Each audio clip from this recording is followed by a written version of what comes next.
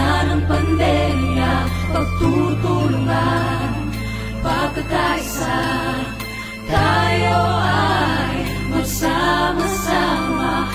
Ang Diyos, tayo'y magbangon, tinulungan tayo ng kahapon.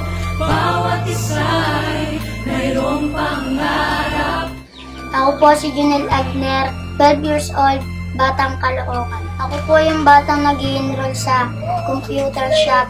Nung pinicturean po nila ako nung taon na yun, yung gabi na po yun. Nag-viral po yun, tapos po may mga tumulong po sa akin. Binigyan po ako ng gadgets. Tapos dun po ako nagkaroon ng pagkakataon upang makapag-aral po ng maayos para po matapos ko po ang pag-aaral ko po. Magpatuloy, magsumikap. Ang kwento ng Pasko, ang Zona 15 ay nagmamahal sa'yo. Dito sa Caloocan, ang pangako ko'y aksyon at malasakit. Sama-sama tayo. Pasko sa Caloocan, una ang tao, kabataan. Humisigong magserbisyo at ito ay gagawin ng may pag-ibig. Magkaisa tayo.